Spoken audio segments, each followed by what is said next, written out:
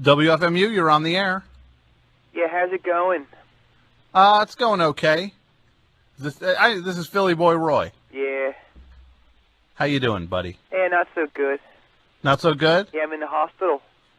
Oh, I'm sorry. How'd you get in the hospital? It's pretty crazy. Well, you know, the big news down here is the game.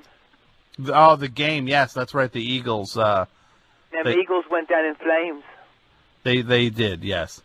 Now, why are you in the hospital? Well, you know, it was the game was on Sunday. Uh-huh. You know, and that was like devastating to everybody over here. Uh-huh. So, yeah, the next day, I was on the L, you know, going to work. Yeah. And at the pencil factory? no, I got a new job. Uh-huh. Yeah. Making hoagies. Oh, you got a job making hoagies? Yeah, it's the Great American Hoagie Factory on Spruce Street. Well, I'm glad you have a new job. Well, anyhow, I was going to work on the L, and some guy was saying, you know, stuff about the Eagles. Like what stuff? Oh, you know, I mean, he basically what happened. He was reading the paper, and he turned to the guy that's next to him, and he said the Eagles lost, and that kind of sent me over the edge. What sent you over the edge? When he said that them Eagles lost. The fact that they lost. Yeah. But he wasn't. I mean, he wasn't mocking you.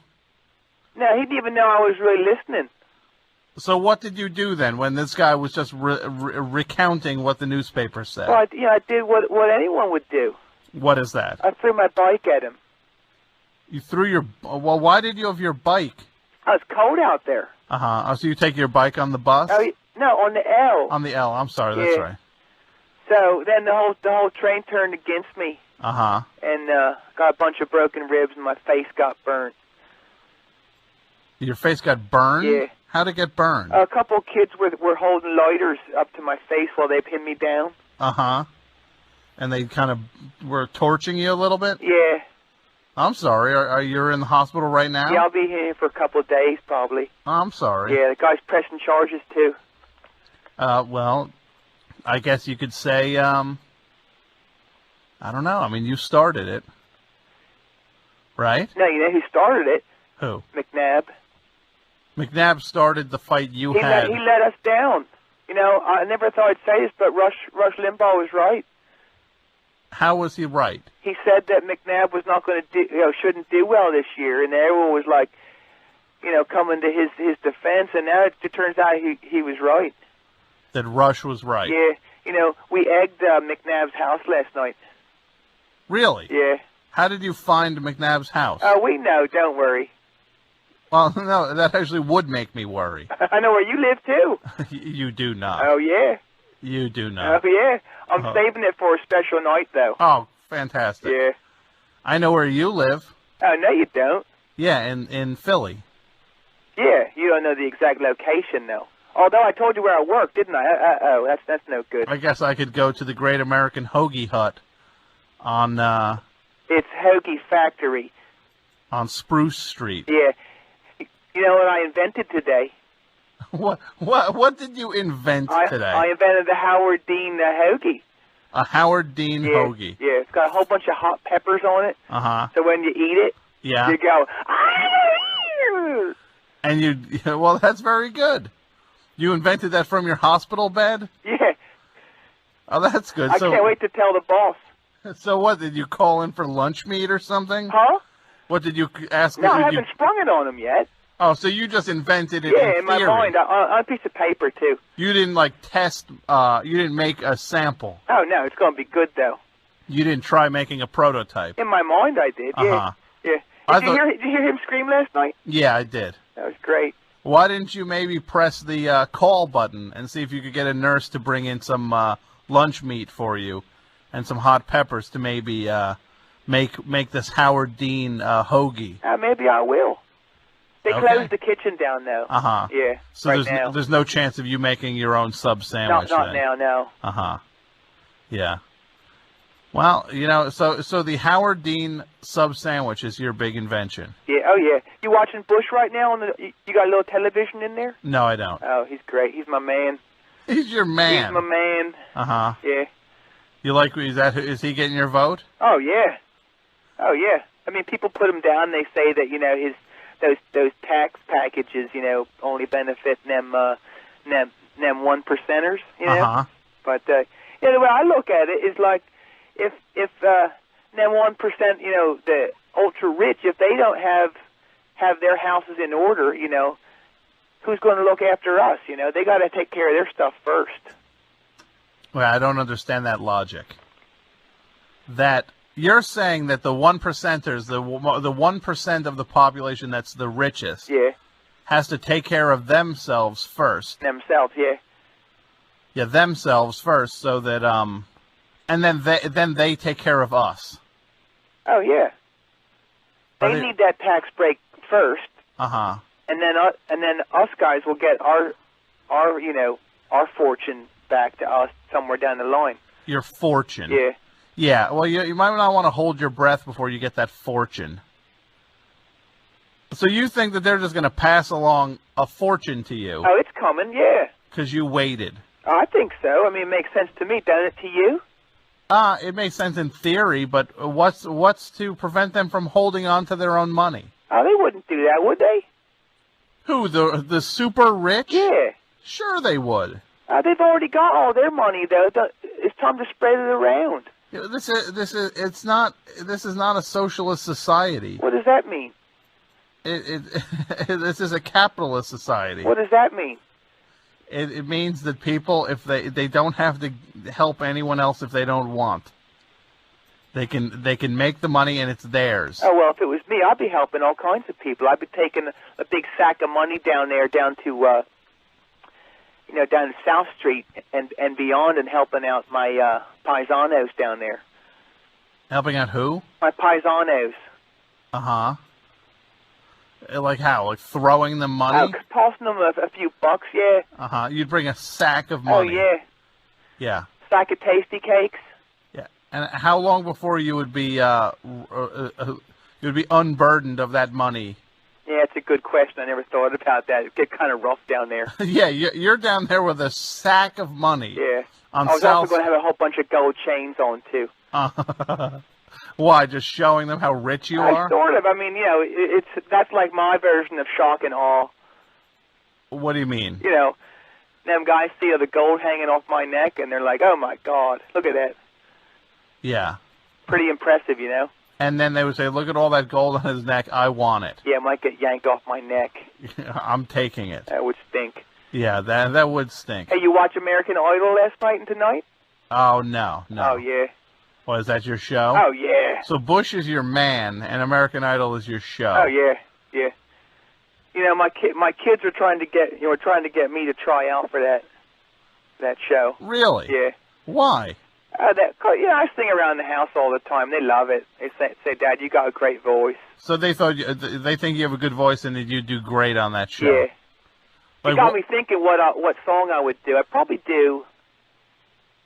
either do the Bristol Stomp or Rich Girl by Hall & Oates. You'd go on and do the Bristol Stomp. Because sometimes they let you have like 2 shots. Uh-huh. Well, I'm sure they'd let you have 2 shots. So that's sort of the dilemma, though. Do I go on? Do I do like the upbeat number first, or do I do like the poetry song, Rich Girl? What would you recommend? I'd probably recommend you go with Rich Girl. Okay. To start with. I mean, there's no chance of us getting you to do a little Rich Girl tonight. Oh, geez. Well, I don't want to do it too loud. I don't want to wake up my roommate. Yeah, okay, I understand. Who's in the room with you? His name's Jerry. Uh-huh. Yeah. And what's he, just kind of laid up? He's sort of laid out, yeah. He's on some sort of drip. Uh-huh. Yeah. When he's totally out, I might go and take a hit of his drip or something, How on earth would you take a hit of his... Just unplug it from his arm, plug it into mine.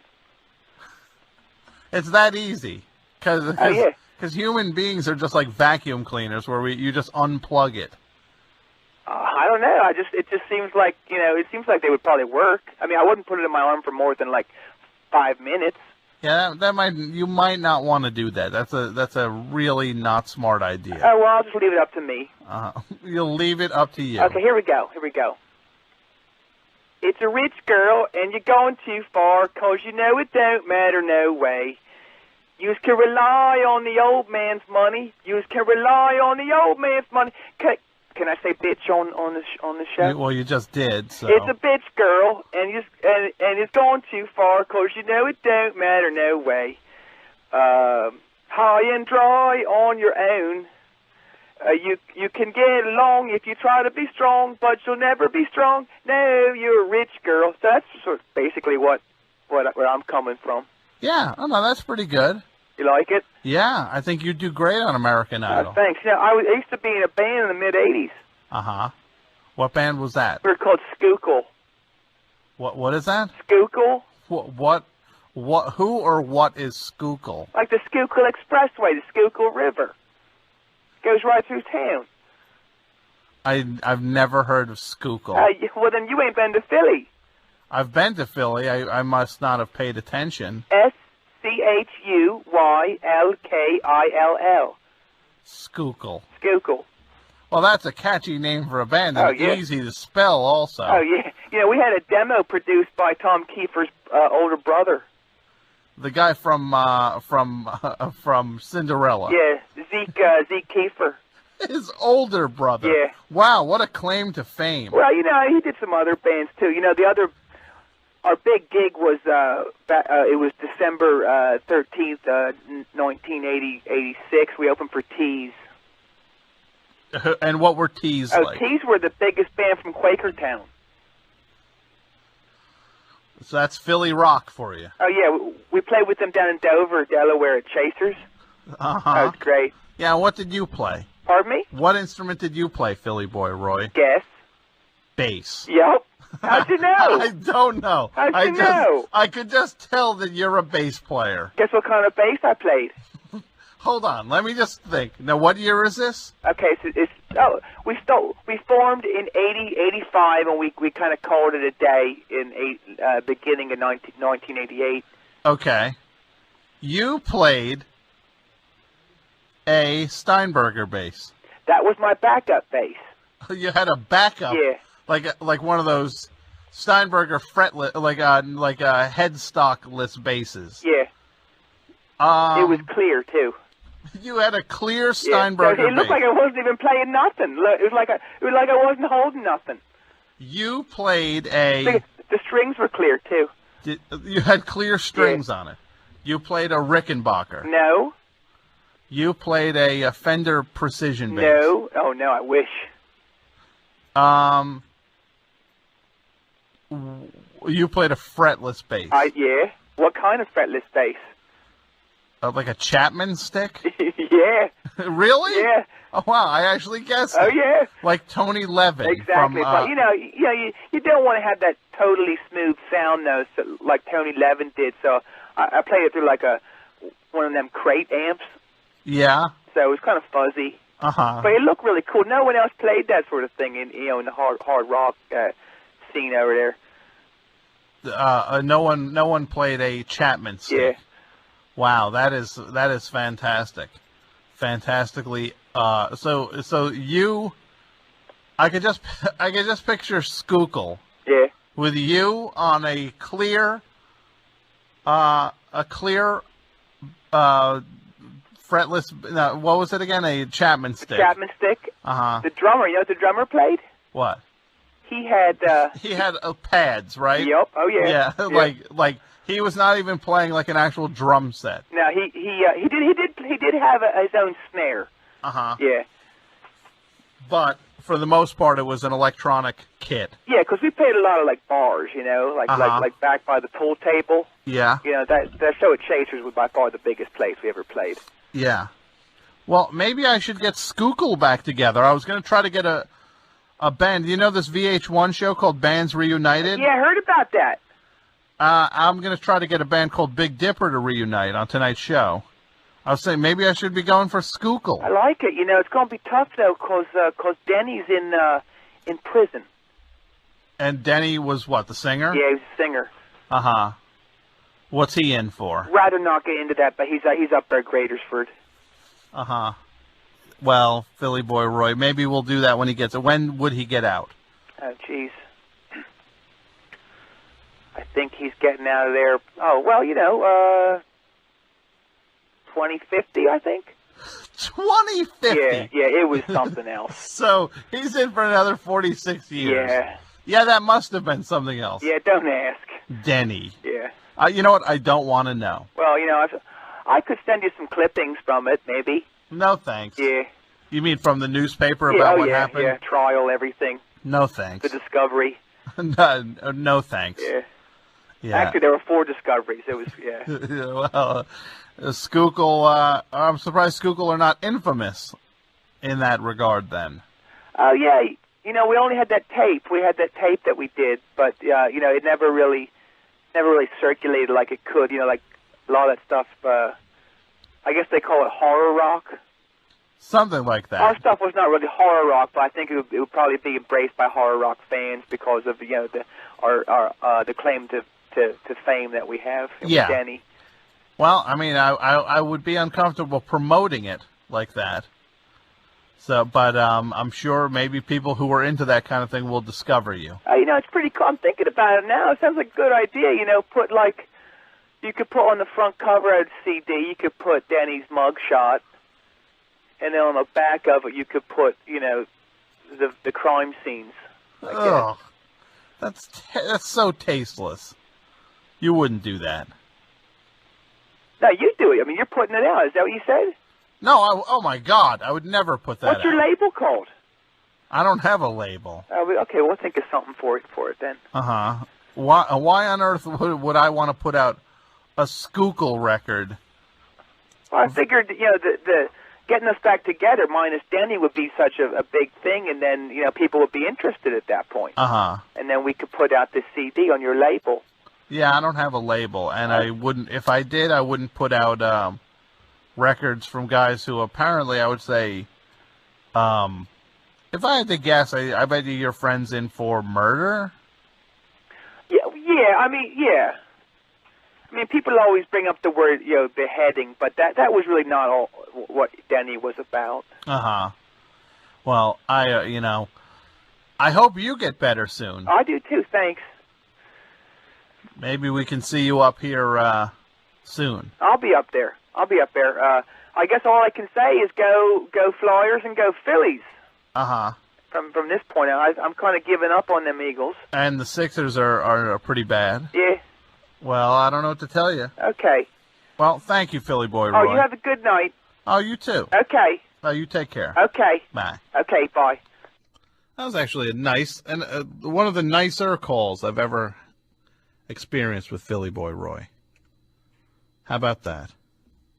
Had to happen one day.